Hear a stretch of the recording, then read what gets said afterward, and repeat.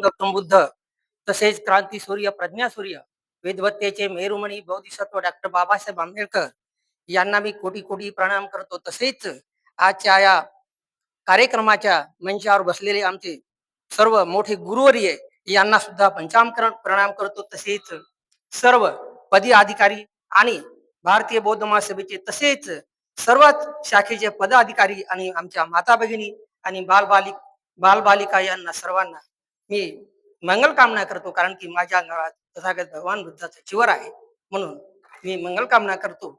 तसेच सर्वांना नमस्कारही करतो.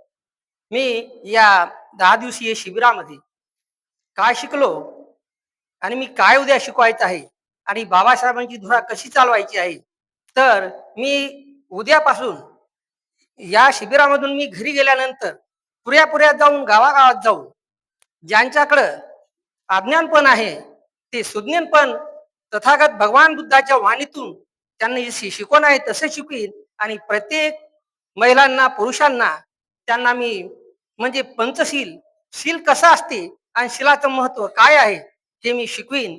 आणि एवढंच नव्हे तर मी फक्त 2च मिनिटासाठी मला मुभा दिली आहे, म्हणून एकच गोष्ट सांगायची की मी शेवटच्या श्वासापर्यंत मी माझ्या शेवटचा श्वास आहे तोपर्यंत बाबासाहेबांचं पंचशील आणि बाबासाहेब आंबेडकर माता रमाई भीमाई जेवढी मला सांगता येईल एवढी मी सांगण्याचा प्रयत्न करीन.